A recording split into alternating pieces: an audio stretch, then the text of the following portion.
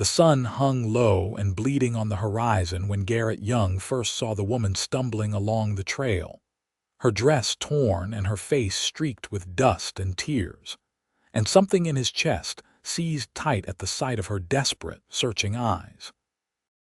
He had been riding back to Clifton Hill, Arizona territory after a week of moving cattle to the northern pastures, bone-tired and thinking of nothing but a hot meal and his bunk at the ranch.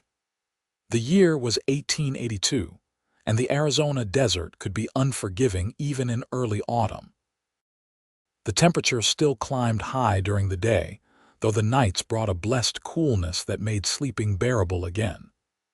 Garrett had been working cattle since he was 14, and now at 26, he knew this land like he knew the scars on his own hands. But he had never seen anyone so thoroughly lost as the young woman who now stood frozen on the trail ahead of him, one hand shading her eyes as she watched him approach. Her other hand clutched at her side, and even from a distance he could see she was favoring one leg. Garrett slowed his horse to a walk, not wanting to spook her. Women alone out here usually meant trouble of some kind, and the last thing he needed was for her to bolt into the desert and get herself killed trying to escape him. "Easy there, miss," he called out when he was close enough to be heard without shouting. "I am not going to hurt you. Name is Garrett Young. I work at the Double Bar Ranch just outside Clifton Hill." The woman swayed slightly, and he realized she was near collapse. Without thinking, he swung down from his horse and closed the distance between them, catching her just as her knees gave out. "Whoa there," he said, steadying her against him. She was lighter than he expected, all bone and trembling muscle. "When did you last have water?" "This morning," she whispered, and her voice was raw and cracked. "I think it was this morning. I do not know what time it is now." Garrett guided her to sit on a flat rock beside the trail and retrieved his canteen. "Slow sips," he instructed, holding it to her lips. "You drink too fast and it will come right back up." She obeyed, her hands coming up to grip the canteen, and he got his first good look at her face. She was young, maybe 21 or 22, with dark hair that had come loose from its pins and now hung in tangled waves past her shoulders. Her eyes were a striking hazel, more gold than green in the fading light, and despite the obvious exhaustion and fear, there was intelligence there. Strength, too, though it was clearly wavering. "Thank you," she managed after several careful sips. "Thank you so much. I thought I was going to die out here." "What is your name, miss? And what are you doing out here alone?" "Annabelle," she said. "Annabelle Morrison. I was with a wagon train. We were heading to Tucson. There was an accident 3 days ago. One of the wagons went over the side of a ravine, and in the chaos, my horse got spooked and ran off with me. By the time I got her stopped, I had no idea which direction the wagon train had gone. I have been trying to find my way back ever since." Garrett felt his jaw tighten. 3 days alone in the desert. She was lucky to be alive.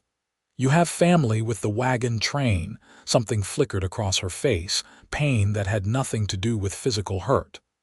"My aunt. She was in the wagon that went over. They pulled her out, but she was hurt bad. She told me to ride ahead to get help in the next town. But my horse, she just kept running, and then I fell off and she left without me." "I am sorry about your aunt," Garrett said quietly. "But right now, we need to get you somewhere safe. Clifton Hill is about an hour's ride from here. Can you ride?" Annabelle looked up at him and he saw the tears gathering in her eyes. "I can try. That is all I am asking." He helped her to her feet, noting the wince she tried to hide. "Which leg?" "Left ankle. I think I twisted it when I fell. It is not broken, I can walk on it, but it hurts." Garrett led her to his horse, a sturdy bay gelding named Copper who stood patient as stone. "His name is Copper, and he has carried double before. I am going to help you up, and then I will sit behind you. You just hold onto the saddle horn and lean back against me if you need to." "All right," she nodded, and he lifted her as gently as he could into the saddle. She was trying so hard to be brave. He could see it in the set of her jaw, but when he swung up behind her and his arms came around to gather the reins, she let out a small sob of relief. "You are safe now," he said close to her ear. "I promise you, you are safe." They rode as the twilight deepened into true darkness, and Garrett felt every tremor that ran through Annabelle's body. She was exhausted and frightened, and probably in more pain than she wanted to admit. He kept Copper to a steady walk, not wanting to jar her injured ankle any more than necessary.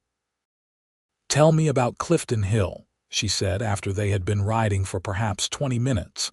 Her voice was stronger now, as if talking helped her stay focused.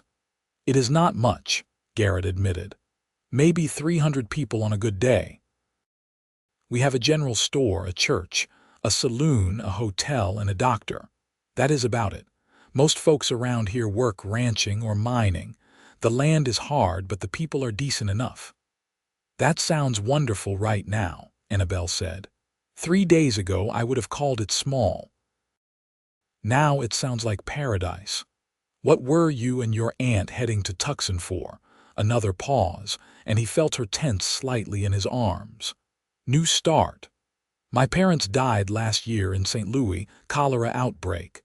My aunt was my only living relative. She had a friend in Tucson who offered us both work at her boarding house. We sold everything we had left and bought passage with the wagon train." Garrett absorbed this, feeling the weight of her losses settle over him like a heavy blanket. Both parents gone. Now her aunt injured, maybe dead, and she was alone in a harsh land with no money and no prospects. It was a story he had heard variations of before, but it never got easier to hear. "I am sorry," he said, because there was nothing else to say that would not sound empty. "Me too," Annabelle whispered. The lights of Clifton Hill appeared like jewels scattered across the darkness, and Garrett felt Annabelle straighten in the saddle. "Oh," she breathed. "Oh, thank God."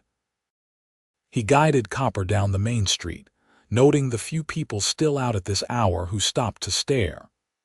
Word would spread fast that Garrett Young had brought a strange woman into town, but he could not bring himself to care much about gossip right now. Instead, he headed straight for Dr. Morris's house on the edge of town. The doctor was in his 50s, a transplant from Boston who had come west for his health and stayed for reasons he never fully explained. He was competent and kind, two qualities that mattered more than anything else in frontier medicine. His house was lit from within, and Garrett could see his shadow moving past the window. "We are here," Garrett said, dismounting and then reaching up to help Annabelle down. She leaned heavily on him, and he ended up simply carrying her to the door. Dr. Morris opened it before Garrett could knock, his sharp eyes taking in the situation immediately. "Inside, quickly. What happened?" "Found her on the trail. She has been lost for 3 days, twisted ankle, dehydrated, probably half-starved." Garrett carried Annabelle through to the examination room and laid her gently on the table. 3 days. Dr. Morris was already checking her pulse, looking into her eyes. "Young lady, you are very lucky to be alive. Let me have a look at you." Garrett stepped back, suddenly aware that he probably should not be in the room while the doctor examined her, but Annabelle's hand shot out and grabbed his. "Please," she said, "please do not leave." He looked at Dr. Morris, who nodded. "You can stay if the young lady wants you here. Just stand over there out of my way." For the next half hour, Garrett watched as the doctor worked. He cleaned and bandaged the cuts on Annabelle's feet where her shoes had worn through. He examined her ankle, declaring it badly sprained but not broken, and wrapped it tight. He checked her for signs of heat stroke and dehydration, and made her drink 2 full glasses of water with a pinch of salt mixed in. "You will be fine," Dr. Morris pronounced finally. But you need rest, real food, and no walking on that ankle for at least a week. Where are you staying? Annabelle's face crumpled. I do not have anywhere to stay. I do not have any money. Everything I owned was in the wagon train. Dr. Morris looked at Garrett, one eyebrow raised. Garrett sighed. He had known this was coming. I will figure something out, he said. Maybe the hotel will extend credit. Sam Winters does not extend credit to anyone, Dr. Morris said bluntly. You know that as well as I do. Then I will pay for it myself, Garrett heard himself say. He did not have much money saved, but he had enough for a week or two at the hotel, long enough to figure out what to do next.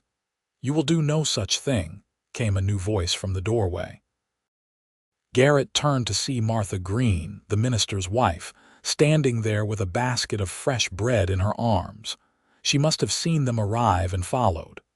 The poor girl will stay with Harold and me. We have that spare room and it is just sitting empty. Mrs. Green, I could not possibly impose, Annabelle started to protest. Nonsense. You are not imposing, you are accepting Christian charity, and I will hear no arguments about it. Martha Green was a formidable woman in her early 40s, kind-hearted but brooking no arguments when she had made up her mind about something. Garrett, you help her to our house. It is just next to the church, you know where. And so Garrett found himself carrying Annabelle Morrison once again, this time to the modest but tidy house beside the white-painted church. Reverend Harold Green met them at the door, a thin man with gentle eyes who immediately began fussing over their unexpected guest. The room is ready, he assured them. Martha keeps it ready for just such occasions. Please, right this way. Garrett laid Annabelle on the narrow bed in the small room, and she looked up at him with such gratitude it made his chest ache. Thank you, she said. I do not know how I can ever repay you.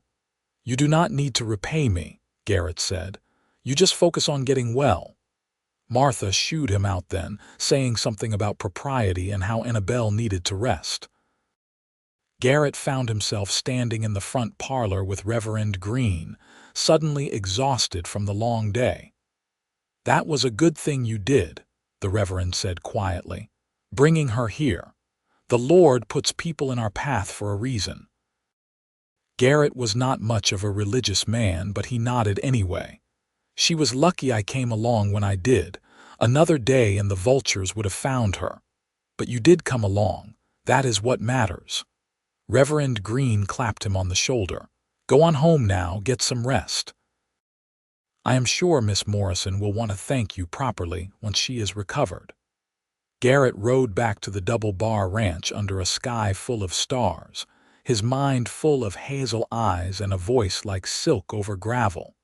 He told himself he was just being a decent human being, helping someone in need. Anyone would have done the same. But he knew he was lying. Something had shifted in him the moment he caught Annabelle Morrison as she fell. Something that had nothing to do with duty or decency, and everything to do with the way she had looked at him, like he was the answer to a prayer she had not known she was praying. He did not sleep much that night.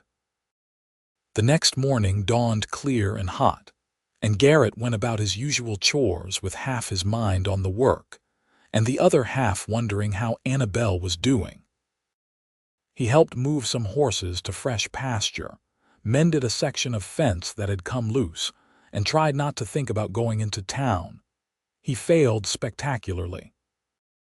By noon, he had saddled Copper and was riding back to Clifton Hill with the excuse that he needed to pick up some supplies from the general store.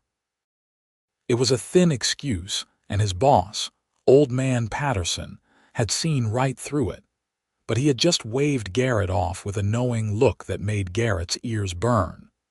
The general store was run by a couple named Tom and Sarah Fletcher, who had come to Arizona from Kansas 5 years back. Sarah was behind the counter when Garrett walked in, and her face lit up immediately. "Garrett Young, I heard you rescued a damsel in distress last night," she said without preamble. The whole town is talking about it." Garrett suppressed a groan. Of course they were. "I just found her on the trail and brought her to town. That is all." "That is all," he says. Sarah laughed. "You are a hero, Garrett. That poor girl would have died if you had not come along." "Can I just get some flour and coffee?" Garrett asked, trying to change the subject. Of course. But first, you should know that Martha Green was in here this morning buying all sorts of things for Miss Morrison. Apparently, the poor thing really did lose everything. Martha bought her 2 new dresses, undergarments, shoes, everything. She put it all on the church account." Garrett felt his gut twist. It was good that people were helping, but it also drove home just how desperate Annabelle's situation was. She had literally nothing but the torn clothes she had been wearing when he found her. "That was kind of Martha," he said carefully. "It was. And I heard Dr. Morris is not charging for his services either. This town may be small, but we take care of our own." Sarah paused, studying him with shrewd eyes. "Even if they are not quite our own yet." Garrett paid for his supplies and left before Sarah could grill him any further about his feelings on the matter. But instead of heading straight back to the ranch, he found his feet carrying him toward the church. He told himself he just wanted to check and make sure Annabelle was all right. That was all, just checking on someone he had helped. Perfectly reasonable. Martha Green answered his knock with a smile that was entirely too knowing. "Garrett Young, what a surprise. Please come in."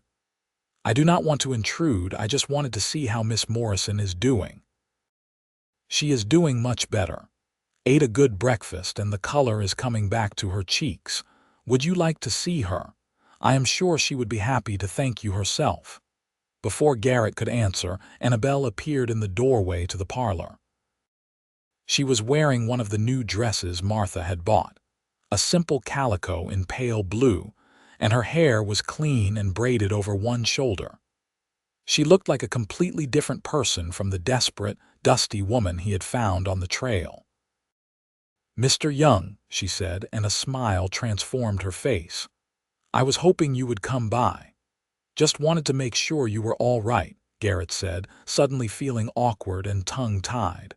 "Thanks to you, I am more than all right. Please, will you sit with me for a moment? I feel like I did not properly thank you last night." Martha disappeared into the kitchen with a murmured excuse about tea, leaving them alone. Annabelle limped slightly as she made her way to the sofa, and Garrett instinctively moved to help her. She took his offered arm without hesitation, and the simple touch sent warmth racing up his arm. "Your ankle still hurting?" he asked as she settled onto the sofa. "Some, but Dr. Morris said that is normal. It should be better in a week or so." She patted the cushion beside her. "Please sit." Garrett sat, keeping a respectable distance between them. Up close, in the morning light streaming through the windows, she was even prettier than he had realized. Her hazel eyes were clear and bright, and there was a dusting of freckles across her nose that she had probably gotten during her ordeal in the sun. "I want you to know that I understand what you did for me," Annabelle said quietly. "You did not just save my life. You brought me here, made sure I was cared for, and from what Mrs. Green tells me, you were prepared to pay for a hotel room yourself even though you do not know me at all. That kind of kindness is rare, Mr. Young. Garrett. Please just call me Garrett." "Garrett," she repeated, and he liked the way his name sounded in her mouth. "And you must call me Annabelle. I think we can dispense with formality after you carried me through town." He felt his face heat. "Sorry about that. I know it probably caused talk." "I do not care about talk. I care that I am alive to hear it." She reached out and took his hand, her fingers cool and slim against his calloused palm. "Thank you, Garrett, truly." "You are welcome, Annabelle." He knew he should pull his hand away, but he could not quite make himself do it. "What are you going to do now? Do you have anyone you can contact? Anyone who can help?" The light dimmed in her eyes. "No. My aunt was my last family. I have been thinking about it all morning, trying to come up with a plan. Mrs. Green said I can stay here as long as I need to, but I cannot impose on her and the Reverend's kindness forever. I need to find work, make some money, figure out where to go from here. What kind of work can you do? I can sew, cook, clean. I helped my mother run our household in St. Louis. I can read and write and do figures. My father made sure I was educated, which was progressive of him. I am not afraid of hard work, Garrett. I will do whatever it takes. He believed her. He could see the steel in her spine, the determination in the set of her jaw. Annabelle Morrison was a survivor, and she would find a way to make it work. But something in him rebelled at the idea of her scrubbing floors or taking in laundry, working herself to the bone just to survive in this hard land. Give yourself time to heal first, he said. Your ankle needs rest, and you have been through a trauma. No one expects you to have everything figured out right this second. But I feel useless just sitting here. You are recovering. That is not useless. He squeezed her hand gently before finally releasing it. I should let you rest. But I will come by again tomorrow if that is all right. Make sure you are doing okay. I would like that, Annabelle said softly. I would like that very much. Garrett visited every day for the next week. He told himself he was just checking on her, making sure she had everything she needed, but the truth was he simply wanted to see her. Wanted to hear her voice, see her smile, watch the way her eyes lit up when she talked about something that interested her. They talked about everything and nothing. She told him about growing up in St. Louis, about her parents and their love of books and music, about how her father had worked as a clerk in a law office, and her mother had been a talented seamstress who made dresses for wealthy clients, about the cholera outbreak that had swept through the city like wildfire, taking both her parents within days of each other.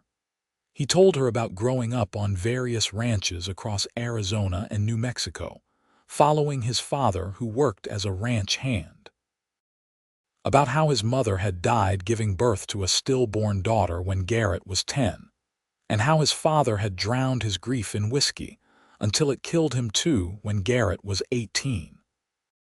About how he had been working and living on his own ever since, moving from ranch to ranch until he settled at the Double Bar 2 years ago. We are both orphans, Annabelle observed one afternoon as they sat on the porch of the Greens' house, watching the sun begin its descent toward the horizon.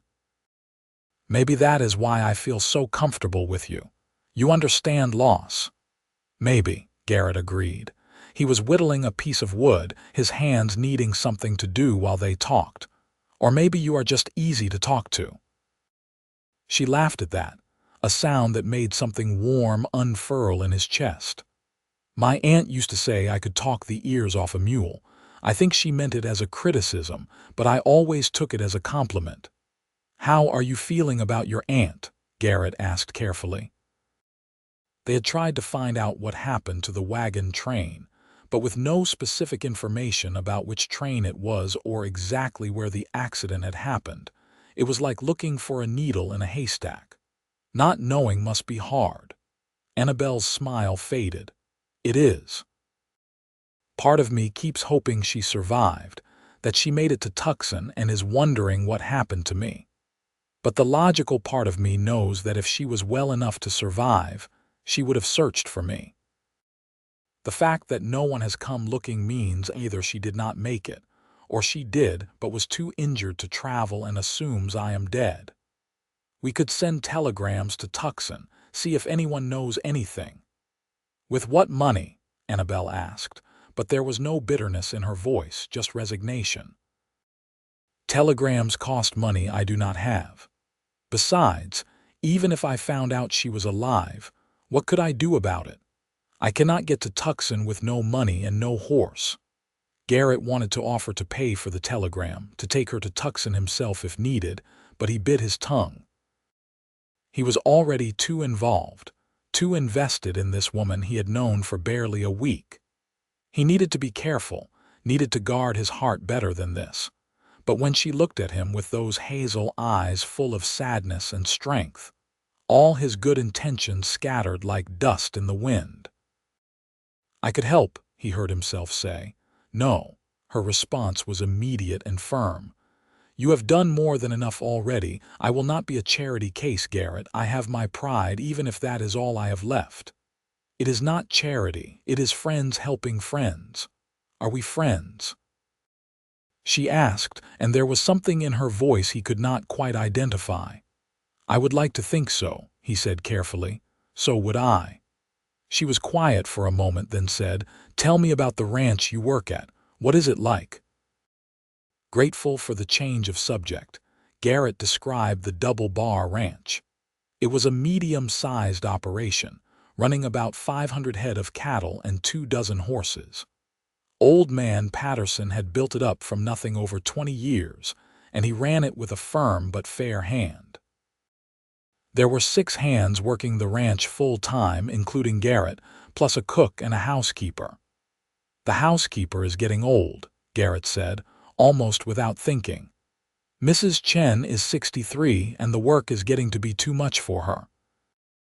Patterson has been talking about hiring someone to help her, but he has not found anyone yet."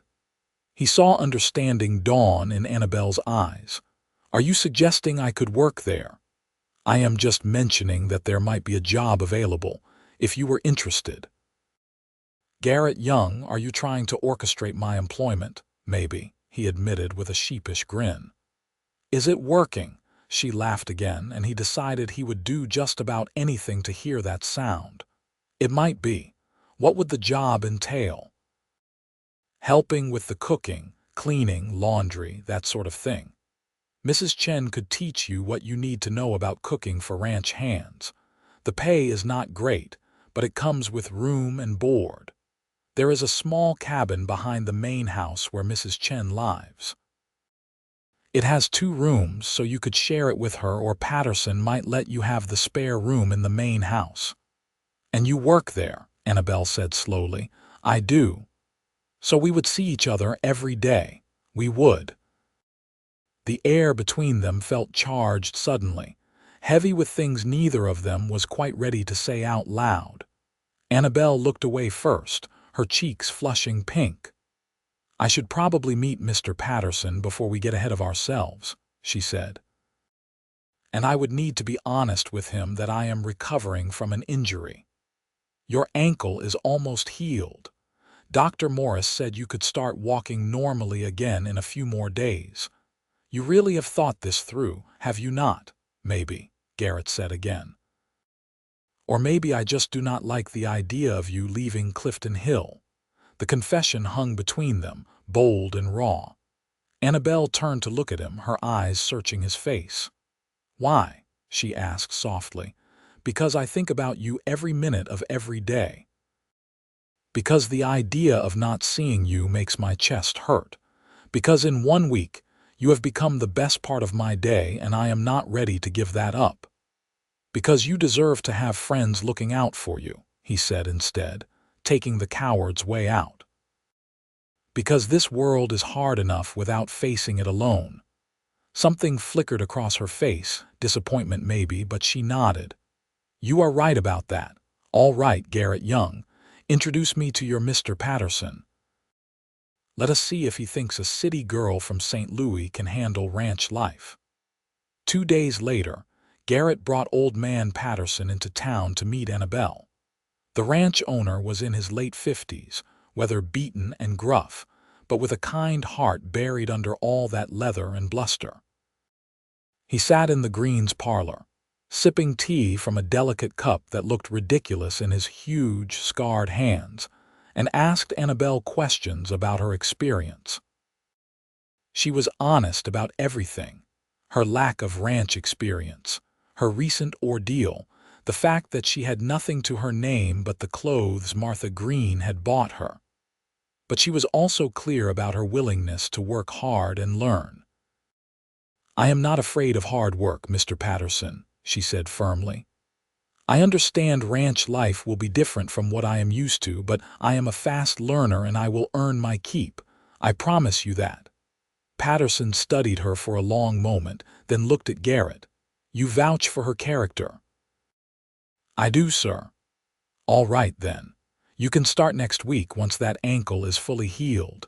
We will try it for a month, see how it works out. You will work with Mrs. Chen, help her with the cooking and cleaning. Pay is $30 a month plus room and board.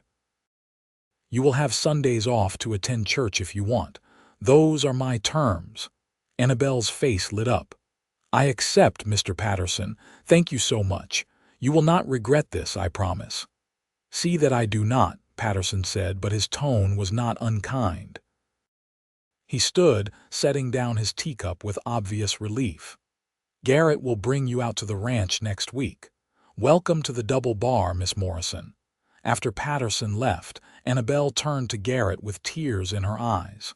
"Thank you," she whispered. "Thank you for believing in me." "I will always believe in you," Garrett said, and meant it with every fiber of his being. The week passed quickly, filled with final preparations and goodbyes.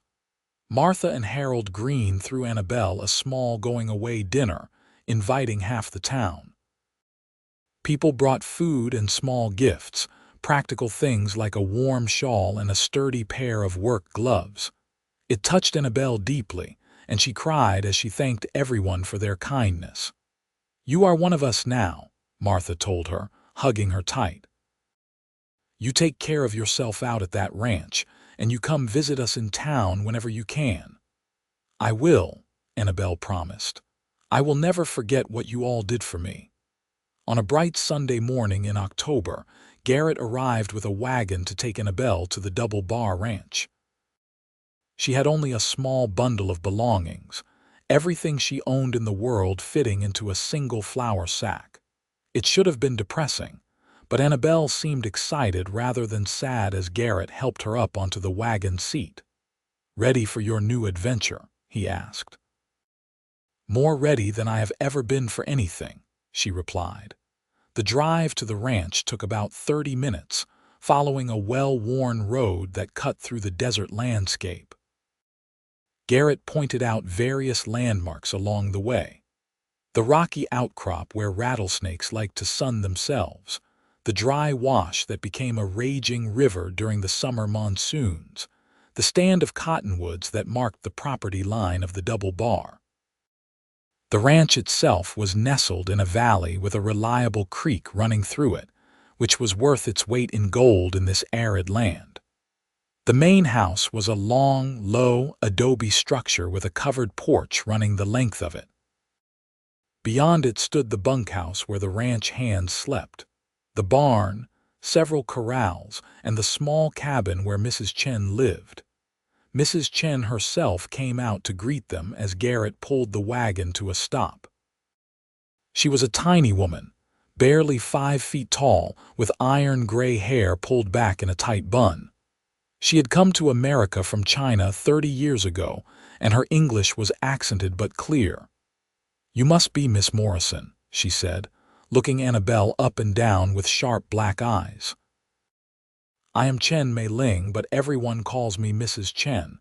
You will work with me, help me keep these rough men fed and this house clean.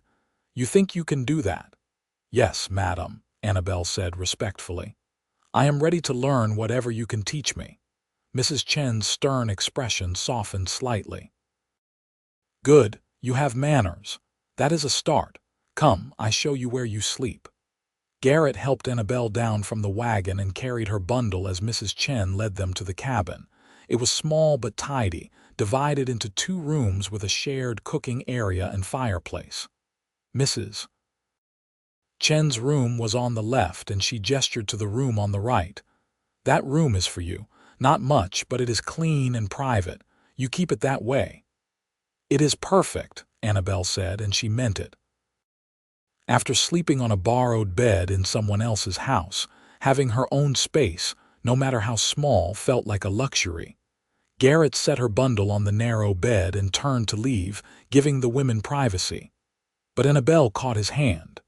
"Will I see you at dinner?" she asked. "Every night," he promised. "I eat with the other hands in the main house. You will be serving us, so yes, you will see me plenty." "Good," she said softly, and the look in her eyes made his heart race. Over the following weeks, Annabelle settled into ranch life with surprising ease. Mrs. Chen was a demanding teacher, but she was also patient, and she seemed to genuinely like Annabelle. The older woman taught her how to cook for a large group of men, how to make bread that could survive being packed in saddlebags, how to stretch ingredients when supplies ran low before the next trip to town. Annabelle proved to be a quick study. She woke before dawn to help Mrs. Chen prepare breakfast for the hands, then cleaned up while Mrs. Chen started on the midday meal. Afternoons were spent doing laundry, mending clothes, cleaning the main house, and preparing dinner. By the time night fell, Annabelle was exhausted, but it was a good exhaustion, the kind that came from honest work and accomplishment. And 3 times a day at breakfast, lunch, and dinner, she got to see Garrett. He always made sure to sit where he could watch her as she moved around the dining room, serving food and refilling coffee cups. Their eyes would meet across the room, and something would pass between them, a connection that grew stronger with each passing day.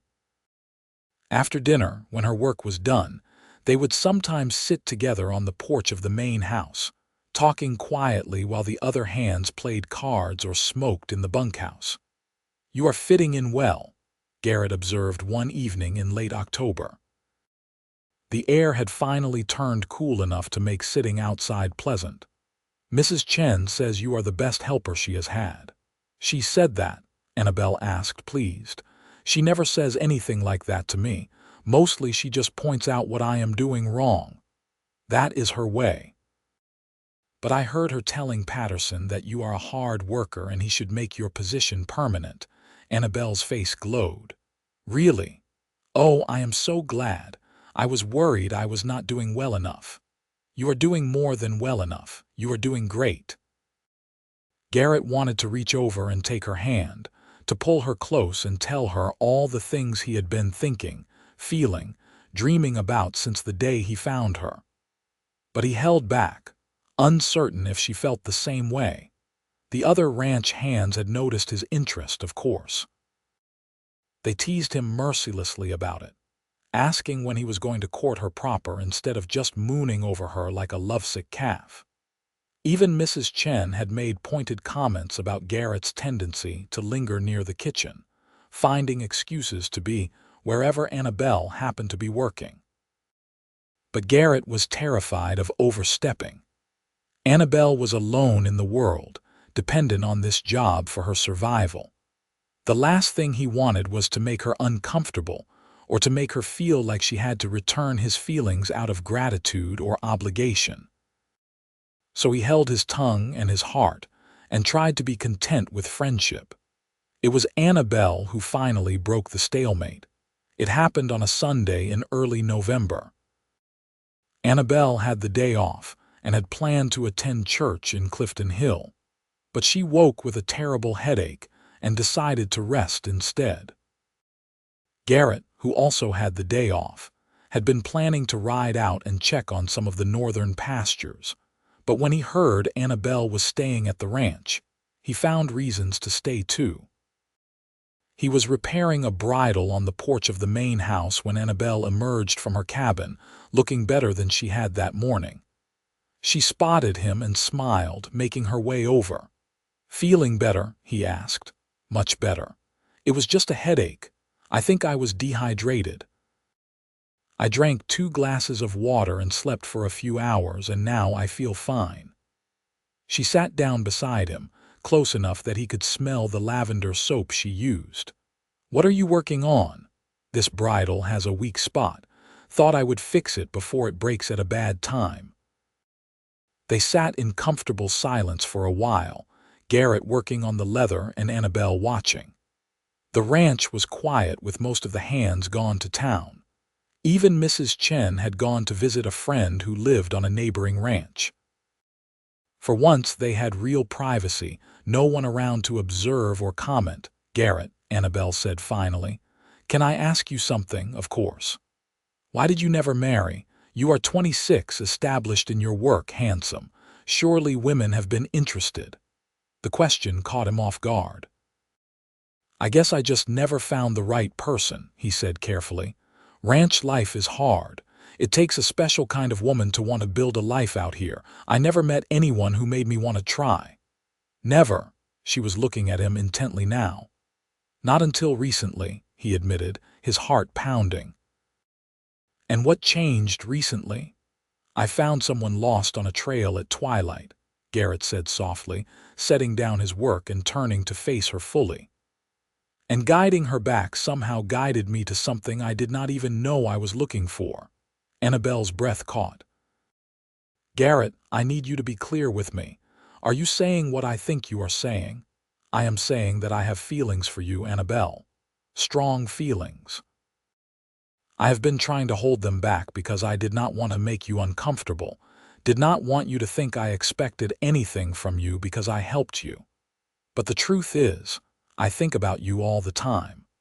I look forward to every meal just so I can see you. I make excuses to be near you. I am falling for you, and I have been since the moment I caught you in my arms. Tears welled in her eyes. Why did you wait so long to tell me? Because I was afraid. Afraid you would not feel the same way. Afraid I would ruin our friendship. Afraid I would make your life here harder. You foolish, wonderful man, Annabelle said, and then she was kissing him. It was soft and sweet and perfect, her lips warm against his, her hands coming up to cup his face. Garrett wrapped his arms around her, pulling her close, and felt like every lost and lonely part of him was finally coming home. When they finally pulled apart, both breathing hard, Annabelle was smiling through her tears. I have been waiting for you to say something for weeks, she confessed. I thought maybe I was imagining the way you looked at me, the way you always found reasons to be near. I thought maybe I was just desperate and lonely and seeing what I wanted to see. You were not imagining anything, Garrett assured her. I have been trying so hard to be respectful, to give you space, that I almost missed my chance. Almost, she agreed, but you did not. And now that we have said it out loud, what do we do? I would like to court you properly, Garrett said, if you will let me. I know it might be complicated with us both living and working at the ranch, but I will talk to Patterson, make sure he knows my intentions are honorable. I would like that, Annabelle said. I would like that very much. They sat together on the porch, her head on his shoulder and his arm around her waist, and watched the sun move across the sky. It felt like the most natural thing in the world, like they had been made to fit together exactly like this. Tell me what you want, Garrett said after a while. For your future, I mean. What do you dream about? Annabelle was quiet for a moment, thinking. When my parents died, I felt untethered, like I had lost my place in the world. Everything I thought I knew about my life disappeared. And then my aunt and I started traveling, and I felt even more lost. I did not know where I belonged or what I was supposed to do. And now I feel like maybe I am finding my way again. This ranch, this work, it is hard, but it is satisfying. I like Mrs. Chen. I like feeling useful and needed. I like the rhythm of the days here, the way everyone works together. She tilted her head to look up at him. And I like you, Garrett Young. I like you quite a bit. I like you quite a bit too, he said, pressing a kiss to her forehead. So I guess what I want is to keep building this life. To see where it goes, to be with you and see what we can become together. That sounds perfect to me. When Patterson and the other hands returned that evening, Garrett pulled the ranch owner aside and told him about his relationship with Annabelle. Patterson listened without interrupting, his weathered face giving nothing away. You are serious about her? He asked when Garrett finished. Yes, sir.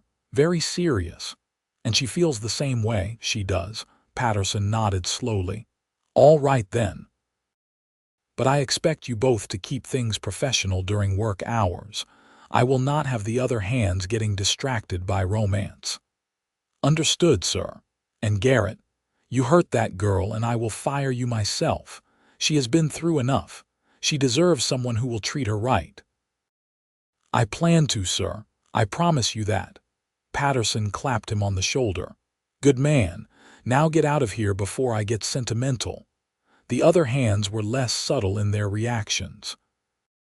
There was a lot of teasing and congratulations, and more than one bet being settled about how long it would take Garrett to finally make his move.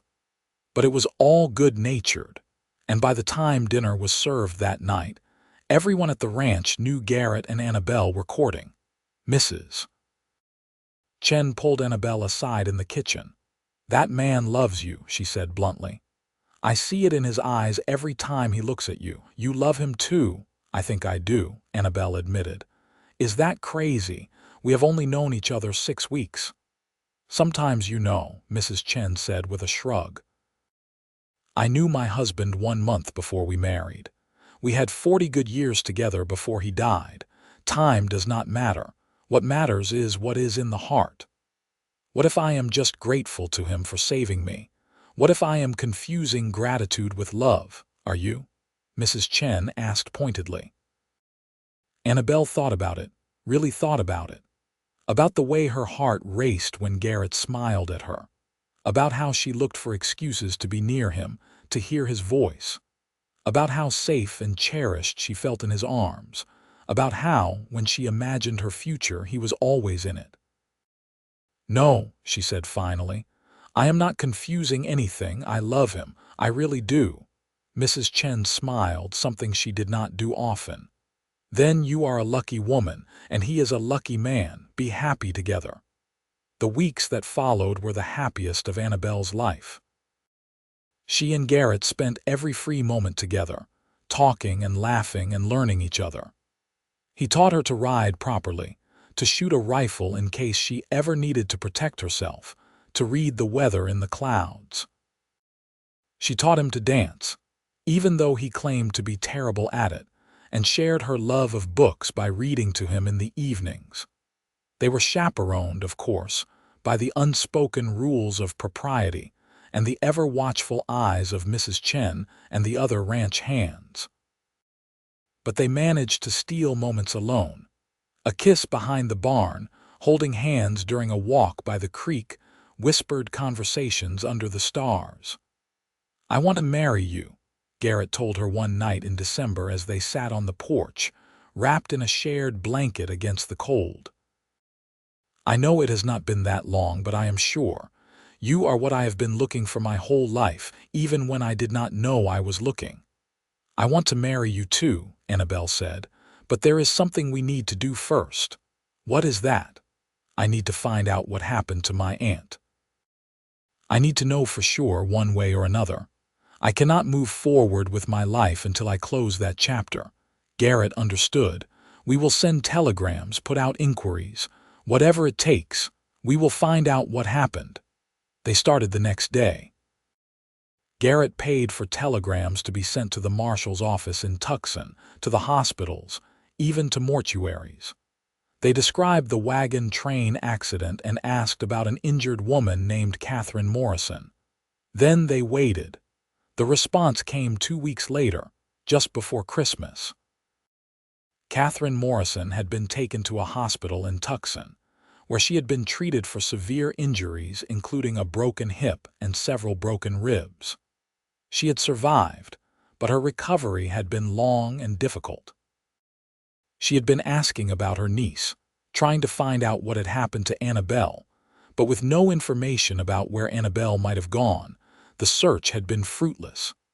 The telegram included an address where Catherine was now living, a boarding house in Tucson run by her friend. Annabelle cried when she read the telegram, tears of relief and joy that her aunt had survived. "I have to go to her," she said. "I have to let her know I am alive and well." "We will go together," Garrett said immediately. "After Christmas. We will take the train to Tucson, you can see your aunt, and then we will come back home." Home. The word filled Annabelle with warmth. The Double Bar Ranch had become home in a way nowhere else had ever been. Not St. Louis, not the wagon train, not even the Greens' house. This ranch, with its hard work and good people and one very special cowboy, was home. They traveled to Tucson in early January, taking the train from Clifton Hill and arriving in the larger city after a full day of travel. Annabelle was nervous as they made their way to the boarding house, her hand gripping Garrett's tightly. What if she is angry with me for not finding her sooner? She worried. She will not be angry. She will just be glad you are alive. Garrett was right. When Catherine Morrison opened the door and saw her niece standing there, she burst into tears and pulled Annabelle into her arms. "Oh, my dear girl, my dear, dear girl. I thought you were dead. I thought I had lost you too." "I am so sorry, Aunt Catherine. I tried to find the wagon train, but I got lost. If Garrett had not found me, I would have died out there." Catherine pulled back to look at Garrett, who stood awkwardly behind Annabelle. "You saved my niece." "I just happened to be in the right place at the right time, madam." "Then I owe you a debt I can never repay." Catherine hugged him too, fierce and grateful, and Garrett found himself blinking back unexpected tears. They spent 3 days in Tucson, and Annabelle was able to see for herself that her aunt, while still recovering, was going to be all right. Catherine was working at her friend's boarding house, doing light duties while her hip continued to heal. She seemed content, surrounded by friends and purposeful work. "You do not need to worry about me anymore," Catherine told Annabelle on their last evening together. "I have a good life here. But I want to know that you have a good life too." "I do," Annabelle assured her. "The ranch is wonderful and the people are kind, and Garrett." She looked at him, sitting across the room giving them privacy. "Garrett wants to marry me, Aunt Catherine, and I want to marry him." Catherine studied her niece's face, seeing the love and certainty there. "Does he treat you well? Better than I ever dreamed possible. Then you have my blessing, dear girl. You have more than earned your happiness." Before they left Tucson, Garrett asked Catherine formally for her permission to marry Annabelle. She gave it gladly, embracing him again and telling him to take care of her precious niece. "I will protect her with my life," Garrett promised, "and I will do everything in my power to make her happy." "I believe you," Catherine said. "Now go, get married, and send me word so I can celebrate from afar." They were married in Clifton Hill on a beautiful day in February 1883.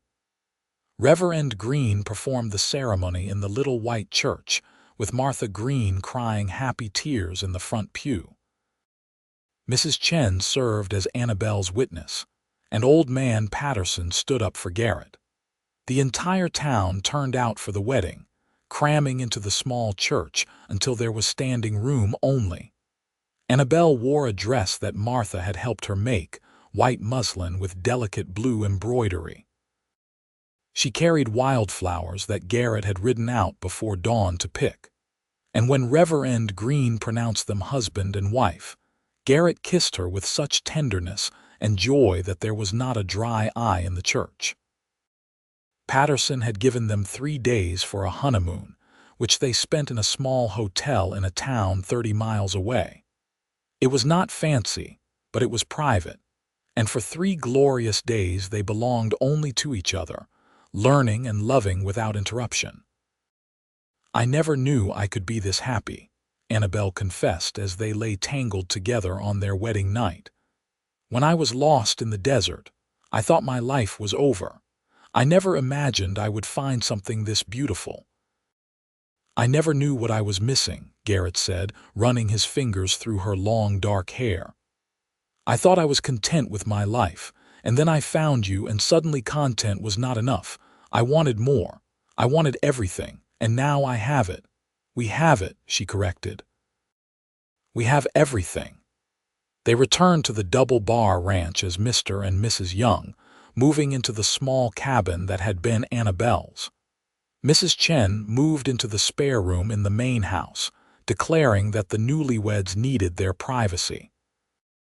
Patterson raised both their salaries, acknowledging that they were now a family unit that needed to save for the future. Life settled into a new rhythm. Annabelle continued to work alongside Mrs. Chen, though now she had a husband to care for as well. Garrett worked the ranch with renewed energy, already thinking about the future and how to build something lasting for them. "I want to have my own ranch someday," he told Annabelle one evening as they sat outside their cabin, watching the sunset. "Something small, manageable. Maybe 100 head of cattle, some horses. I want to build something that is ours." "I think that is a wonderful dream," Annabelle said. "How long would it take to save enough money? If we are careful, maybe 5 years. Patterson has been good to me. I think if I asked, he might sell me a parcel of land at a fair price. There is a section on the eastern edge of the property near the creek. It would be perfect." They talked late into the night, planning their future. A ranch of their own, children to fill it with love and laughter, a life built on hard work and devotion. It all seemed within reach, a golden future just waiting for them to claim it. In April, Annabelle discovered she was pregnant. She told Garrett one evening after dinner, pulling him aside to their cabin and taking his hands in hers. "We are going to have a baby," she said, her eyes shining with tears of joy. Garrett felt his knees go weak. "A baby? Are you sure?" "I am sure. Dr. Morris confirmed it today when I went to town. He says everything looks healthy. The baby should come in November." Garrett swept her into his arms, spinning her around and laughing with pure delight. "We are having a baby. We are going to be parents. Are you happy?" Annabelle asked, though she could see the answer written all over his face. Happy does not even begin to cover it. I am elated. I am thrilled. I am terrified. He set her down carefully, suddenly worried. "Should I have spun you like that? Is the baby okay? Are you okay?" She laughed at his concern. "We are fine, both of us. You do not need to treat me like I am made of glass." But he did treat her more carefully after that, insisting she not work as hard, worrying over every little thing. Mrs. Chen finally had to sit him down and tell him to stop being ridiculous. "Women have been having babies since the beginning of time," she said bluntly. "Your wife is strong and healthy. She will be fine. You need to trust her body to know what to do." Garrett tried to relax, but it was hard. Annabelle was the most precious thing in his world, and now she was carrying their child. The thought of anything happening to either of them made him feel sick with fear. "I am not going to break," Annabelle told him one night as they lay in bed, his hand resting protectively on her still flat belly. "I survived 3 days alone in the desert. I think I can handle pregnancy. I know. I just want you and the baby to be safe. We are safe. We have you. We have this ranch. We have friends and family. We are more safe than I have been since my parents died." She laced her fingers through his. "Stop worrying and start being excited. We are having a baby, Garrett, our baby." He managed a smile. "I am excited, I promise. I just love you both so much already. And we love you too." The months passed, and Annabelle's belly grew round with their child. The whole ranch seemed to celebrate with them. Patterson ordered a cradle built, Mrs. Chen knitted tiny clothes, and the ranch hands took bets on whether the baby would be a boy or girl. In September, Garrett approached Patterson about buying land. To his surprise, the ranch owner had been expecting the conversation. "I wondered when you would ask," Patterson said. "That land on the east side, the section you have been eyeing, I will sell it to you for a fair price. $500 for 80 acres with water rights to the creek. You save up half, and I will hold the rest as a note you can pay off over time." "Sir, that is more than generous. You have been a good worker and a good man, Garrett. You and your wife have earned this. Besides, I am getting old. In a few years, I am going to want to sell the double bar and retire. When that time comes, I would like to know good people are running ranches nearby." Garrett shook his hand, almost overcome with gratitude. "I will not let you down, sir." With the promise of their own land secured, Garrett redoubled his savings efforts. Annabelle put away every penny she could spare. They talked endlessly about their plans, what kind of house to build, where to place the barn, how to manage the herd. "Our child will grow up on land we own," Annabelle said dreamily, one hand on her large belly. "They will have roots, a real home. They will never have to wonder where they belong." "Like we both did," Garrett said quietly. "Exactly. We are building something lasting, Garrett, something real." Their son was born on a cold November night, arriving in a rush with Dr. Morris barely making it in time. Annabelle labored hard but well, and when the baby's first cries filled the cabin, Garrett felt his entire world shift and realign around this tiny new person. "A boy," Dr. Morris announced, placing the squirming infant in Annabelle's arms. "Healthy lungs and all his fingers and toes." "Congratulations, you too." Garrett sat on the edge of the bed, staring in wonder at his son. The baby had a shock of dark hair and his mother's delicate features. His tiny fist waved in the air, and when Garrett offered his finger, the baby grabbed on with surprising strength. "Hello, little one," Garrett whispered. "I am your father, and I promise you I am going to do everything I can to give you a good life." "What should we name him?" Annabelle asked, exhausted but radiant. They had discussed names throughout the pregnancy, but nothing had felt quite right. Now, looking at his son, Garrett knew James, he said. "James Robert Young, after both our fathers." Annabelle's eyes filled with tears. "It is perfect. Hello, James. Welcome to the world." The next few months were exhausting and wonderful in equal measure. James was a good baby, healthy and strong, but he still woke multiple times a night and demanded constant attention. Annabelle was on maternity leave from her work, focusing all her energy on their son, and Garrett did his best to help whenever he was not working. Mrs. Chen was a godsend, bringing meals and advice and occasionally taking the baby so Annabelle could sleep. "You are good parents," she told them. "That boy is lucky to have you." By the time James was 6 months old, in the spring of 1884, Garrett and Annabelle had saved $250, half of what they needed to buy their land from Patterson. They were on track to have the full amount by the end of the year, but Patterson had other ideas. One evening in June, he called Garrett and Annabelle to the main house. James was with Mrs. Chen, sleeping peacefully in her arms, so they were able to talk freely. "I have made a decision," Patterson said without preamble. "I am going to retire sooner than I planned. My sister back in Kansas is widowed and needs help running her farm. I am going to sell the double bar and go east to help her." Garrett's heart sank. "When?" "End of summer. I have a buyer lined up, someone from California who wants to run cattle. He is a good man, and he has agreed to keep on all the current hands if they want to stay. But I know this changes your plans." "The land we were going to buy," Annabelle said quietly. "Will the new owner still sell it to us?" I asked him. "He said no, he wants to keep the ranch intact." Patterson held up a hand before they could protest. "But I have a solution if you are willing to hear it." "We are listening," Garrett said. "I own another piece of property about 10 miles north of here. 100 acres with a good water source and decent grazing. It was my original homestead before I built up the double bar.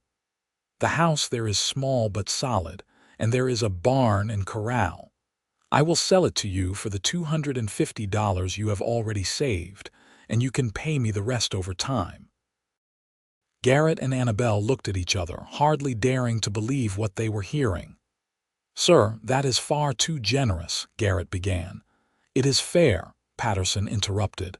"You have both earned it." And this way, I know my original homestead is going to people who will love it and care for it the way I did. What do you say?" "Yes," Annabelle said immediately, tears streaming down her face. "Yes, thank you, yes." Garrett stood and shook Patterson's hand, too overwhelmed to speak. This was their dream, handed to them years earlier than they had dared hope. "You move in whenever you are ready," Patterson said. "The place needs some work, but nothing you cannot handle. And Garrett, the new owner here has agreed to let you continue working at the Double Bar if you want the income while you are getting your own place established." "I do not know how to thank you," Garrett managed. "You already have.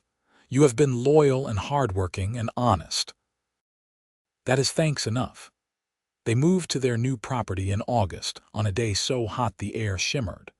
The house was small, just 3 rooms, but it had good bones and a solid roof. The barn needed repairs and the corral fence had gaps, but these were problems that could be solved with hard work. "It is perfect," Annabelle said, standing in the middle of what would be their bedroom, James on her hip. "It is absolutely perfect." "It needs a lot of work," Garrett warned, but he was smiling. "So we will work.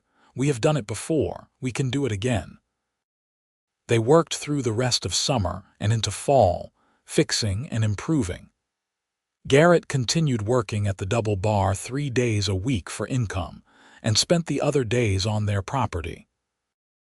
Annabelle painted the interior of the house, planted a garden, and cared for James while also helping with repairs whenever she could. They bought 5 heifers and a bull to start their herd, using money from Garrett's continued work. They bought chickens for eggs and a milk cow. Slowly, piece by piece, they built their ranch. The work was hard, harder than anything they had done before. There were days when Garrett came home so exhausted he could barely eat dinner before falling asleep. There were nights when Annabelle rocked a crying baby and worried about money and wondered if they had taken on too much. But there were also moments of perfect joy. The first time they sat on their own porch and watched the sun set over their own land. The day James took his first steps, wobbling across the floor of their house. The morning they woke to find one of their heifers had calved in the night, giving them their first home-grown addition to the herd. "We are doing it," Annabelle said one evening in December as they celebrated James's first birthday with a small cake Mrs. Chen had taught her to make. "We are really building a life here." "We are," Garrett agreed. He looked around the small house at his wife and son, at the life they had created together. "You know, 2 years ago I was just a ranch hand with no family and no prospects. Then I found you on that trail and everything changed." "You saved me," Annabelle said softly. "No, we saved each other." He pulled her close, kissing her temple. "Guiding you back guided me straight to happiness, to this, to us. I love you, Garrett Young. I love you too, Annabelle Young, always." The years passed and the Young family thrived. Their ranch grew slowly but steadily. They added more cattle, more horses, and improved their property year by year. They paid off their debt to Patterson in 1887, owning their land free and clear. James grew into a bright, curious boy who loved helping his father with the ranch work. In 1886, Annabelle gave birth to a daughter they named Rose, who had her father's green eyes and her mother's smile. 2 years later, another son arrived, whom they named Thomas after the Reverend who had married them. Catherine Morrison visited from Tucson twice, delighted to meet her great-nieces and nephews and to see how well Annabelle had flourished. She told stories about St. Louis to the children, keeping the memory of their grandparents alive. Clifton Hill grew along with the Young family. The town gained a school, a proper bank, and even a telegraph office. Garrett and Annabelle became pillars of the community, known for their kindness and their willingness to help neighbors in need. In 1890, Martha Green passed away peacefully in her sleep, and Annabelle wept at her funeral, remembering how the woman had taken her in when she had nothing. Reverend Green followed his wife a year later, and the whole town mourned the loss of two people who had done so much good.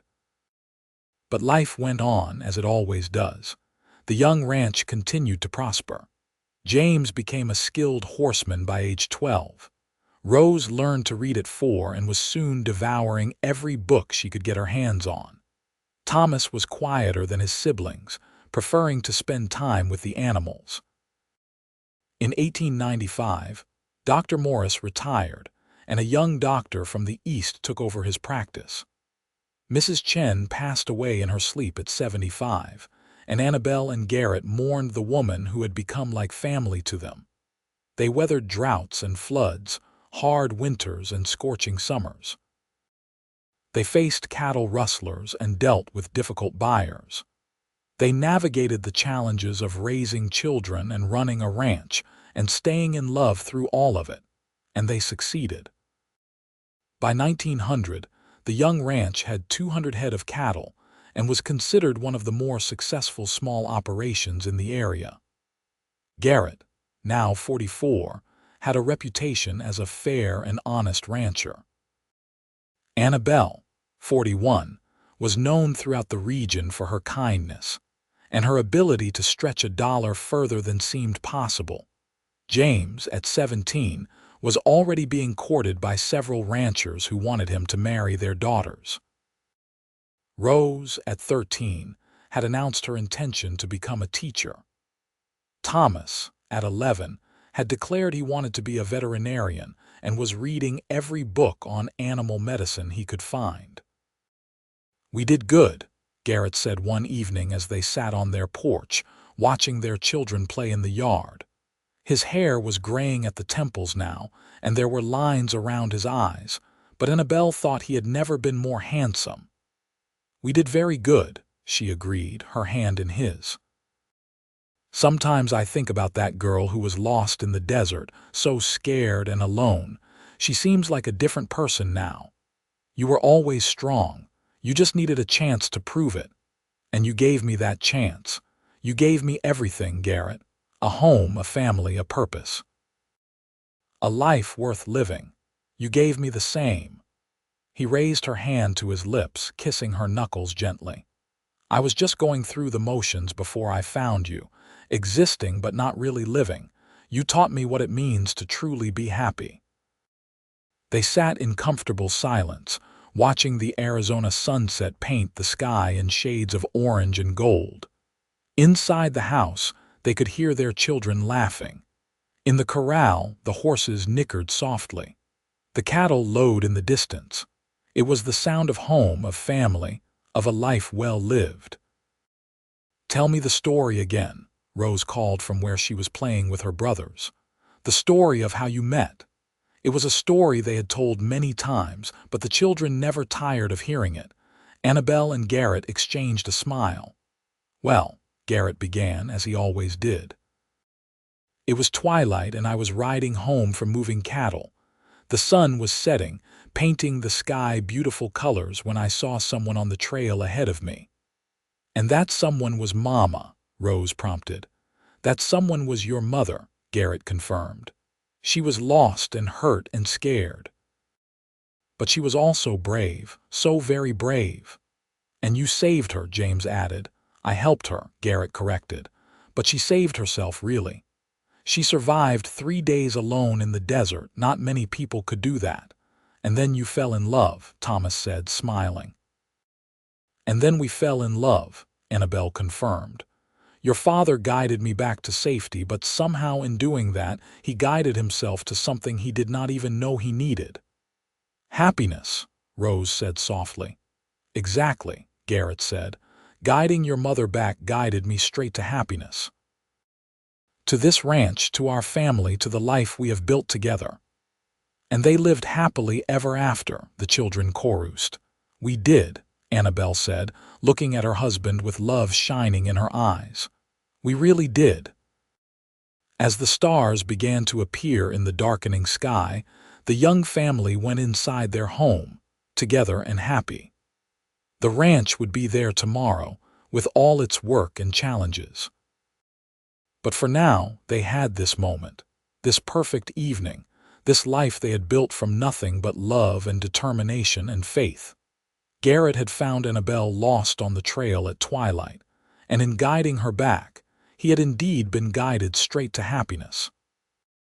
Not the easy kind of happiness, not the kind that came without effort or sacrifice, but the deep, lasting kind that came from building something real with someone you loved. In the years that followed, the Young family continued to grow and thrive. James eventually married a girl from a neighboring ranch and brought his bride home to help run the family business.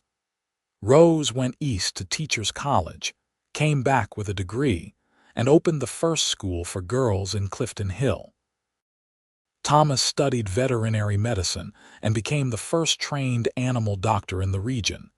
Garrett and Annabelle became grandparents, then great-grandparents. They grew old together, their love deepening with each passing year. They faced loss and celebrated joy. They worked hard and rested easy, knowing they had built something lasting. And on quiet evenings when the work was done and the family was gathered, they would still sometimes sit on that old porch and remember the day they met. The day everything changed. The day a cowboy found a woman lost on a trail at twilight, and in saving her, saved himself. Their story became legend in Clifton Hill, passed down through generations as an example of how love could grow from the smallest kindness, how two lonely people could find each other and build a life that lasted, how guiding someone back to safety could guide you straight to happiness. Garrett Young lived to be 78, passing peacefully in his sleep in 1932, with Annabelle holding his hand. She followed him 2 years later, at 75, surrounded by children and grandchildren and great-grandchildren, all of them products of the love that had started with a chance meeting on a desert trail. They were buried side by side on a hill overlooking their ranch, under the endless Arizona sky that had witnessed their love story from beginning to end. Their gravestone was simple, bearing their names and dates, and one line that summed up their entire lives together. Love found on the trail, lasting forever after. And in the town of Clifton Hill, in the houses built by their descendants, in the memories of the people whose lives they had touched, the story of Garrett and Annabelle Young lived on. A reminder that sometimes the best things in life come from the hardest circumstances, that love can be found in unexpected places, and that helping someone in need might just lead you to everything you never knew you were looking for. Their ranch still stands today, run by their great-great-grandchildren, a testament to what two people can build when they work together, love deeply, and never give up on each other. The house has been expanded and modernized, but the original 3 rooms are preserved, a museum to the young couple who started with nothing and built an empire of love. And on certain evenings, when the sun is setting just right and the air is still and perfect, some say you can still feel their presence there. Two souls who found each other against all odds, who built a life from dust and determination, who loved each other from that first twilight meeting until death and beyond. This was their story. This was their legacy. This was the life that began the day a cowboy found a woman lost on a trail at twilight, and in guiding her back, was guided straight to happiness that lasted generations.